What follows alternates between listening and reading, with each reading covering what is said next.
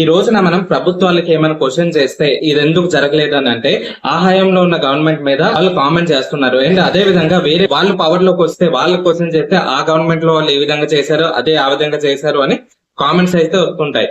అలాగే మన Vizag steel plant ప్రైవేటీకరణ విషయానికి వస్తే పార్టీ వాళ్ళు ఏమంటున్నారంటే వైసీపీ పార్టీ వాళ్ళు స్టీల్ ప్లాంట్ ని అమ్మేబోతుంటే మేము వెళ్ళి అడ్డుకున్నామని అంటున్నారు. అండ్ అదే విధంగా జగన్ గారు కూడా ఈ విషయంలో ఏమంటారంటే మేము కూడా దీన్ని అడ్డుకున్నామని ఈ విధంగా పొలిటికల్ పార్టీస్ అంతా ఉంటాయి. So what ever may be recent గా చూసుకుంటే మన వైజాగ్ లో ప్రమాదం జరిగి 9 మంది అయితే చనిపోయారు. చనిపోయిన వాళ్ళకి కొంత ఆర్థిక సహాయం అండ్ ఉద్యోగాలు అండ్ చాలా అనౌన్స్ చేశారు. కానీ వాళ్ళకి నమ్ముకొని ఉన్న అండ్ వాళ్ళకి డిపెండెన్స్ అయి ఉన్న వాళ్ళ పరిస్థితి ఏంటి? అండ్ అదే విధంగా మన ఏపీలో అండ్ మన భారతదేశంలో గతంలో చాలా ప్రమాదాలు జరిగినాయి. ప్రమాదాలు జరిగిన తర్వాత ఈ విధంగా చెక్ పాయింట్స్ గానీ లేదనుకుంటే చెకింగ్లు గానీ చాలా రూల్స్ అండ్ రెగ్యులేషన్ చాలా వస్తున్నాయి. ఎగ్జాంపుల్ కి మన కర్నూలు బస్ ఇన్సిడెంట్స్ గానీ చాలా చోట్ల యాక్సిడెంట్లు జరిగి చాలా మంది చనిపోయారు. తర్వాత వెంటనే చెక్ పాయింట్స్ పెట్టడం, వెహికల్స్ చెక్ చేయడం అండ్ మిడ్ నైట్ చెక్ చేయడం ఇవన్నీ అయినాయి. కానీ ఇవన్నీ ఈ ప్రమాదాలు జరగక ముందు ఎందుకు అవ్వట్లేదు? వైజాగ్ లో కూడా ఈ ప్రమాదం వల్ల ఎవరైతే 9 మంది చనిపోయారు నిజంగా అది యాక్సిడెంటల్ గా జరిగిందా లేదనుకుంటే ఇంకేమైనా ఉందా?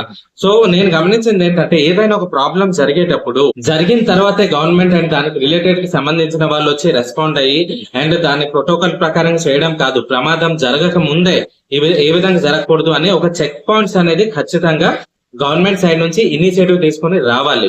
సో మనం ఇప్పుడు ఒక దగ్గర మనం పని చేస్తున్నాం లేదంటే ఒక ప్లేస్ కి మనం వెళ్తున్నాం అంటే ఎంత నమ్మకంగా ఆ డెస్టినేషన్ కి రీచ్ అవ్వాలి. లేదంటే వర్క్ ప్లేస్ లో మనం వర్క్ చేసి శాలరీ కోసం మన ఫ్యామిలీ కోసం మనం వెళ్ళి పని చేసి అక్కడ సేఫ్ గా అంటే బ్రతుకుంటామో లేదో అంటే మన బాడీని కూడా పోల్చలేనంత మన ఫ్యామిలీ ఆ విధంగా ప్రమాదాలు జరిగితే ఎలా ఉంటుందో మీరు ఒక్కసారి ఊహించుకోండి. ఈ టాపిక్ పై నేను ఎందుకు మాట్లాడుతున్నానంటే చాలా ప్రాబ్లమ్స్ చాలా ఇన్సిడెంట్స్ జరిగాయని దాని వల్ల చాలా మంది చనిపోయారు. కానీ ఏదైనా ఒక ప్రమాదం జరిగిన తర్వాతే గవర్నమెంట్ సైడ్ నుంచి కానివ్వండి దానికి రిలేటెడ్ వాళ్ళు అన్ని చెక్ పాయింట్స్ అండ్ అది కూడా ఎక్కువ రోజులు ఉండదు, కొన్ని రోజులు మాత్రమే ఉంటది.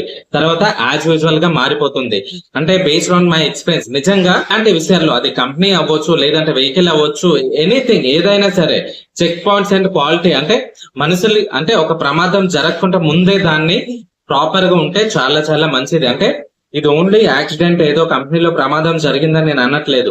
ఈవెన్ లేడీస్ సేఫ్టీ గురించి కూడా ఏదైనా సరే ఒక ఇన్సిడెంట్ జరిగిన తర్వాత కానీ అది జరగక ముందు మాత్రం ఎటువంటి సేఫ్టీ ప్రికాషన్స్ ఉండవు. గవర్నమెంట్ సైడ్ నుంచి ఎలా ఇనిషియేటివ్ ఉన్నా సరే మన ప్రజల సైడ్ నుంచి కూడా ఎక్కడైతే మనకు వీలైనంత వరకు మనం ఏదైనా చేసేటప్పుడు ఒక కంపెనీలో జాబ్ చేస్తున్నా లేదనుకుంటే ఎక్కడైనా ట్రావెల్ చేస్తున్నా ఏదైనా మనం గమనించాం అనుకోండి అది ఖచ్చితంగా మనం ఒక సైడ్ నుంచి కూడా ఒక ఇన్ఫర్మేషన్ ఉండాలి. సో రీసెంట్ గా ఎలా అంటే నేను నైట్ టైం ఒక బస్ లో ట్రావెల్ చేస్తున్నాను.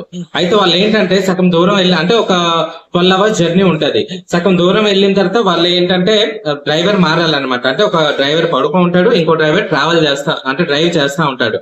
సడన్ గా ఒక ప్లేస్ వచ్చిన తర్వాత ఆ డ్రైవర్ ఏమో నువ్వు డ్రైవ్ చేయి నేను పడుకుంటానని చెప్పడం, ఈయన ఏంటంటే ఫుల్ నిద్ర మూడ్ లో ఉండడం, అంటే ఆయనకి అర్థం కాకుండా ఏంటి చాలా డ్రౌజీగా వెళ్ళి డ్రైవ్ చేయడం. అంటే అలాంటి టైంలో నాకు అనిపించింది నేను I want to share with you. ఏమన్నాను సింపుల్ గా, బాబు డ్రైవర్ గారు మీరు వెళ్ళి ఫేస్ వాష్ చేసుకోండి, ఫేస్ వాష్ చేసి మీరు డ్రైవింగ్ చేయండి.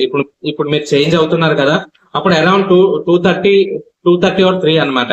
సో అక్కడ ఒక చిన్న ఇనిషియేటివ్ అంటే మన సైడ్ నుంచి అలాంటి చిన్న ఇనిషియేటివ్ ని మనం చెప్పడం, ఇలాంటివి ఎంకరేజ్ చేయడం, ఎస్కలేట్ చేయడం, చిన్న పని వల్లనే మనకి చాలా బెనిఫిట్స్ ఉంటాయి.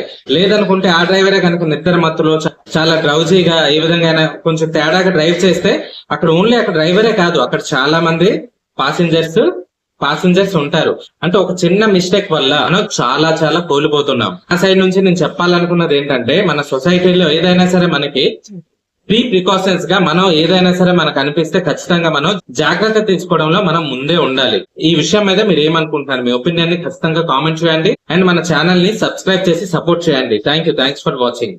జై హింద్.